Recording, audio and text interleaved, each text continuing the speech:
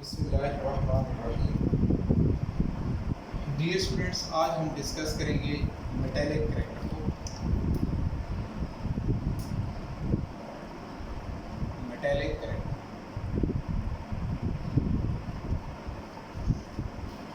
अब metallic character की base पे हमारे पास एलिमेंट्स की टू टाइप्स हैं। एक हैं मेटल्स और दूसरे हमारे पास क्या है, नॉन मेटल्स। अब इसमें हम देखें जो मेटल्स हैं, अगर उनकी हम बात करें तो मेटल्स ऐसे एलिमेंट्स हैं, एलिमेंट्स which have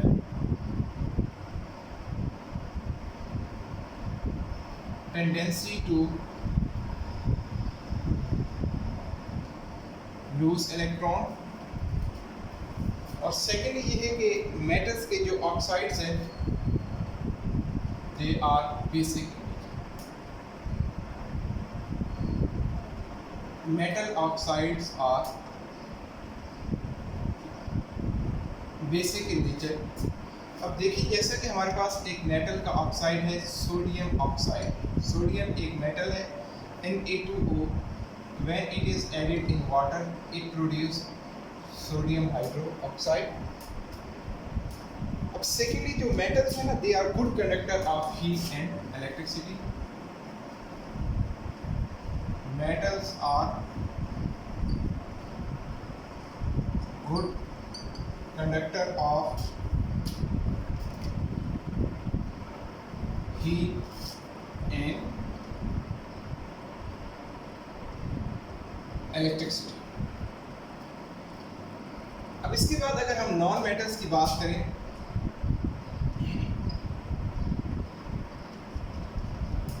तो जो नॉन मेटल्स हैं वो ऐसे एलिमेंट्स हैं which have tendency to gain electron।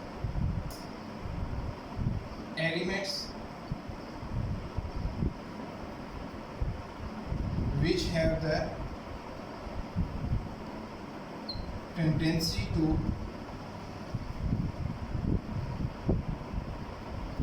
gain electron are called non-metals। और जो non-metal oxides हैं, non-metal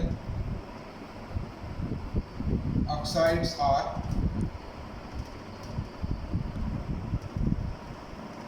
एसिडिक इन नेचर। अब लेट्स सपोज हमारे पास यहाँ पे नॉन मेटल है SO3। अब SO3 when it is added in water it produce sulphuric acid. This is an acid. अब जो नॉन मेटल्स होती है, metals are good conductor of heat and electricity. लेकिन जो हमारे पास नॉन मेटल्स होंगी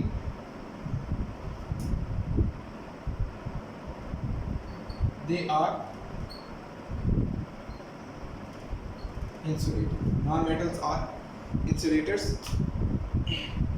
अब हम metals और non-metals, जिसे हम जनरली तौर पर क्या कहते हैं, मेटालिक करैक्टर कहते हैं। इसके अगर हम ट्रेंड की बात करें पीरियोडिक टेबल में, तो trend in periodic table, trend in periodic table, इसका पीरियोडिक टेबल में मेटालिक कैरेक्टर का क्या ट्रेंड होगा। तो फर्स्ट ऑफ ऑल हम डिस्कस करते हैं अलॉन्ग पीरियड। अब स्टूडेंट्स, हम ये बात बार बार डिस्कस कर चुके हैं कि जब भी हमने पीरियड की बात करनी है तो हम लेफ्ट टू राइट मूव करेंगे, और जब ग्रुप की बात करेंगे तो हम टॉप टू बॉटम बात करेंगे। अब जो मेटालिक कैरेक्टर है it decreases when we move from left to right in a period. metallic character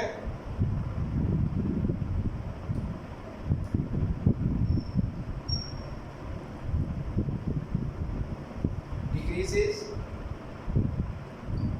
when we move from left to right in a period।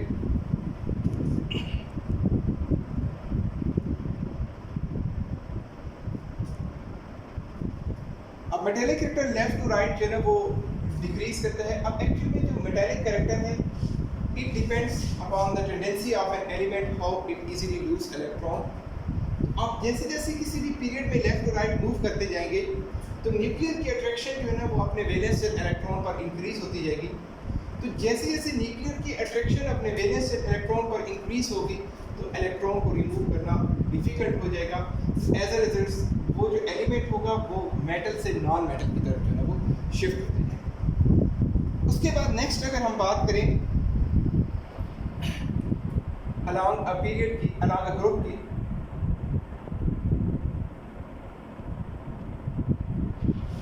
तो ग्रुप में हम मूव करेंगे top to bottom. Metallic character increases when we move from top to bottom in a group। अब top to bottom क्या होगा? Atomic size जो है वो क्या करता है? इंक्रीज करता है।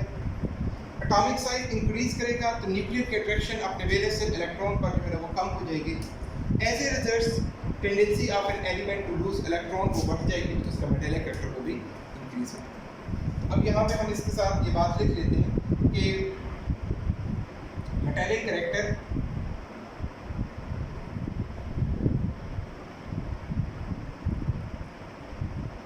depends upon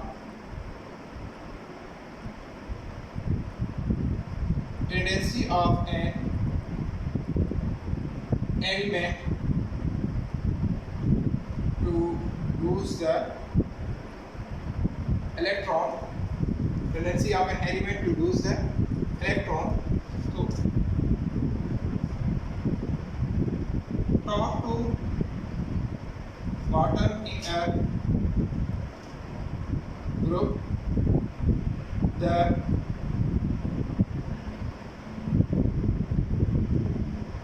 attraction of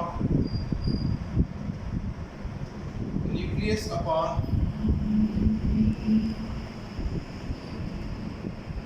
valence electron decreases, so it is easy to lose electron। अब इसमें आपके पास शॉर्ट क्वेश्चंस दोनों के हवाले से आ सकते हैं कि शॉर्ट क्वेश्चन ये भी आ सकते हैं कि why metallic character decreases in a period, या दूसरे ये आ सकते हैं कि why metallic character increases in a group. यहाँ से जो आपके पास शॉर्ट क्वेश्चन आ सकते हैं वो ये है कि why metallic character increases in a group, या दूसरा मैंने आपको बता दिया क्या आ सकता है कि why metallic character decreases in a. तो ये तो बच्चों हमारे पास मेटेलिक कैरेक्टर की जो है वो बात। अब इसमें आते हैं तो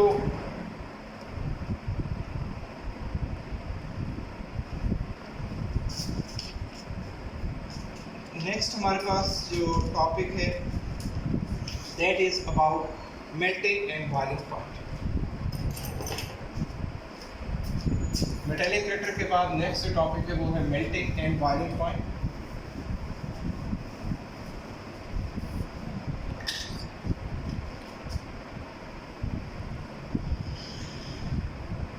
melting and boiling point. Students, अब फर्स्ट ऑफ ऑल आप मेल्टिंग एंड बॉइलिंग पॉइंट्स के थोड़ा सा कॉन्सेप्ट को अगर अंडरस्टैंड करें तो हमारे लिए इजी हो जाएगा इसके ट्रेंड को भी अंडरस्टैंड करना। अब देखिए, जब हम किसी चीज़ को मेल्ट करते हैं तो उसमें हम उसको सॉलिड से किस में कन्वर्ट करेंगे? अब इंटरनली तौर पे हम क्या करेंगे कि जो सॉलिड है उसमें जो पार्टिकल्स हैं उनके बिटवीन फोर्स ऑफ अट्रैक्शन जो है वो स्ट्रॉन्ग होगी। अब हम क्या करेंगे, जब उसको हीट देंगे तो हीट देने से क्या होगा कि जो सॉलिड के पार्टिकल्स हैं उनकी काइनेटिक एनर्जी बढ़ेगी। जब काइनेटिक एनर्जी बढ़ेगी वो विद मोर फोर्स के साथ जो है वो वाइब्रेट करना स्टार्ट करेंगे। तो as a result they will be converted from solid into liquid, और सॉलिड से जब लिक्विड में कन्वर्ट होंगे तो जो पार्टिकल्स होंगे उस सब्सटेंस के उनके बिटवीन अट्रैक्शन जो है ना वो कम हो जाएगी। और जब हम किसी चीज़ की बॉयल करने की बात करते हैं तो बॉयलिंग में हम लिक्विड से किस में कन्वर्ट करेंगे, गैस। जब किसी चीज़ को आप लिक्विड से गैस में कन्वर्ट करते हैं तो लिक्विड के बिटवीन जो इंटरमॉलिक्यूलर फोर्सेस हैं वो ज़्यादा होती हैं और गैस में इंटरमॉलिक्यूलर फोर्सेस और ज़्यादा कम हो जाएंगी। तो इट मीन्स कि यहाँ पर भी हम ये करेंगे कि उसके जो पार्टिकल्स हैं उनके बिटवीन इंटरमॉलिक्यूलर फोर्सेस को हम क्या कर रहे हैं, ब्रेक कर रहे हैं, ताकि उसके पार्टिकल्स और एक दूसरे से क्या हो जाए, अवेयर हो जाए। अब अगर ये जो सॉलिड है या लिक्विड है, इनके जो पार्टिकल्स हैं उनके बिटवीन अगर अट्रैक्शन स्ट्रॉन्ग होगी तो उनको एक दूसरे से सेपरेट करना मुश्किल होगा। अगर उनको सेपरेट करना मुश्किल होगा तो हमें more amount of heat is required. तो इट मीन्स कि ये हाई टेम्परेचर पर जाकर मेल्ट और बॉयल होगा। और अगर उनके पार्टिकल्स के बिटवीन फोर्स ऑफ अट्रैक्शन कम होगी, वो लेस टाइटली पैक्ड होंगे, तो फिर हम इजीली लो टेम्परेचर पर ही उनको सॉलिड से लिक्विड में या फिर लिक्विड से गैस में कन्वर्ट कर सकते हैं। अब हम इसको melting and boiling point, strength of the bonding force between atoms and molecules, melting and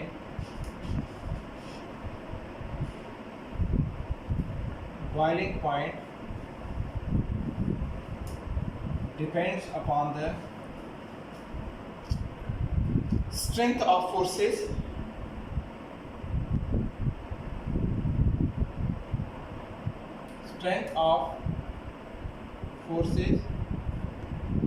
present between atoms of molecules। अब इसके अगर हम ट्रेड की बात करें तो फर्स्ट ऑफ ऑल हम पीरियड में बात कर लेते हैं। अब पीरियड में हम मूव किधर करेंगे, लेफ्ट टू राइट। तो melting and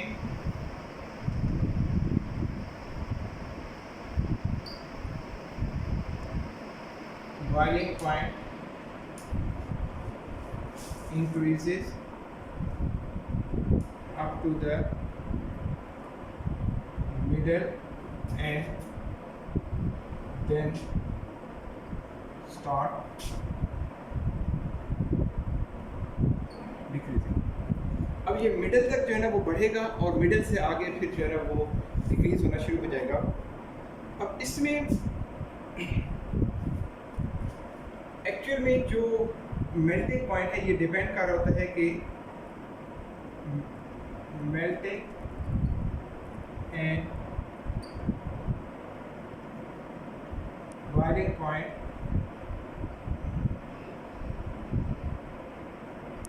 depends upon the valence electrons involved in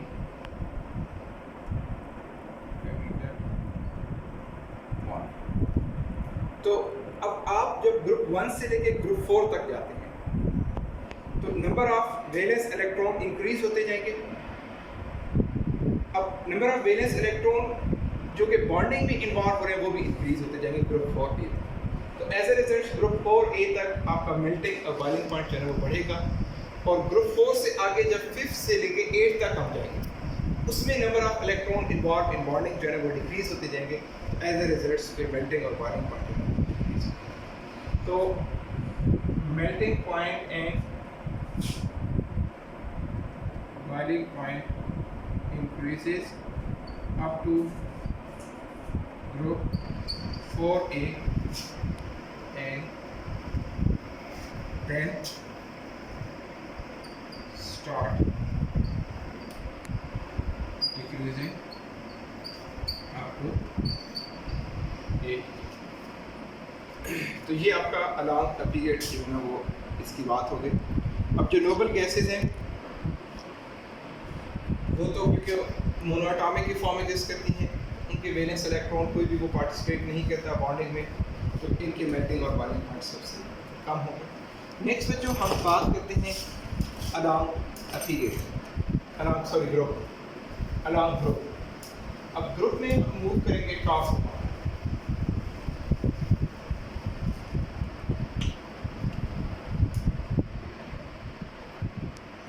group में भी जनरल ट्रेंड हमारे पास एग्जिस्ट नहीं करता। इसमें ये होगा कि जो ग्रुप 1A और ग्रुप 2A होंगे, the melting and boiling point of group 1A and 2A decreases down the। अब एक्चुअली में जो ग्रुप 1A और ग्रुप 2A है ये मेटल्स हैं, और मेटल्स का जितना साइज बड़ा होगा उतनी उनकी पैकिंग जो है ना वो वीक होगी। जितनी उनकी पैकिंग वीक होगी उनके मेल्टिंग और बॉइलिंग पॉइंट जो है ना वो क्या होंगे, कम। तो 1A and 2A elements are metals, so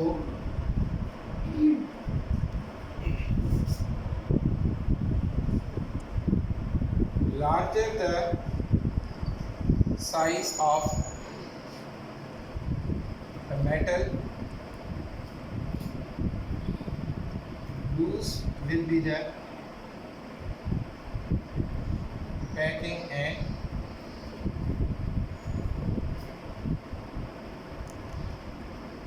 as a result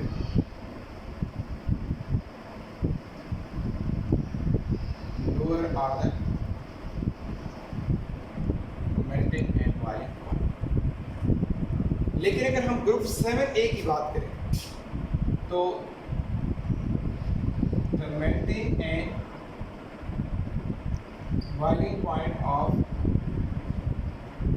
group 7A increases down the group। अब ये ग्रुप 7A का मेल्टिंग और boiling point top to bottom increase क्यों करता है? अब इसकी रीजन ये है, these are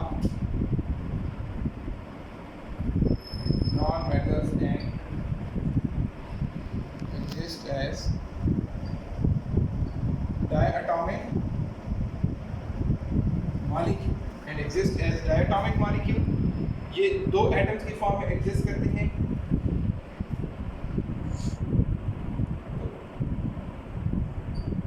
Greater the size, higher will be the polarizability,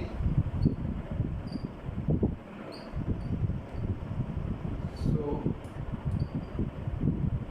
stronger